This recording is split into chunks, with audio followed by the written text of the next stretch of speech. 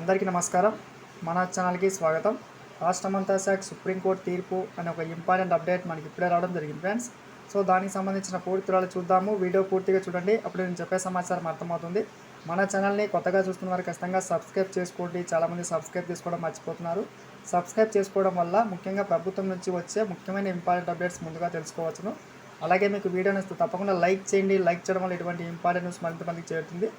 చూస్తున్నాం తాజా సమాచారం. ముఖ్యంగా సుప్రీంకోర్టులో న్యాయవాది అశ్విని కుమార్ ఉపాధ్యాయ ప్రజా ప్రయోజన వ్యాజ్యం దాఖలు చేయడం జరిగింది. ఓటింగ్ ప్రక్రియలో అత్యంత పారదర్శకతను కోరుతూ దాఖలైన ఈ పిటిషన్పై సుప్రీంకోర్టు స్పందించింది. కీలక తీర్పు వెలువరించింది. ఇక్కడ చూస్తున్నాం.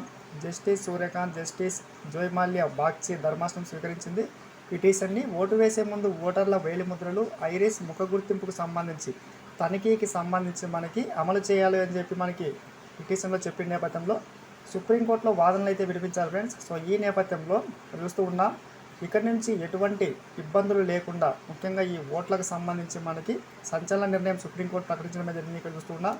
బయోమెట్రిక్ అనేది అత్యంత అవసరమని, ఒక పౌరుడికే ఒక ఓటు వేసే హక్కు, రాజ్యాంగ స్ఫూర్తికి బయోమెట్రిక్ విధానం ముఖ్యమని చెప్పి చెప్పడం జరిగింది.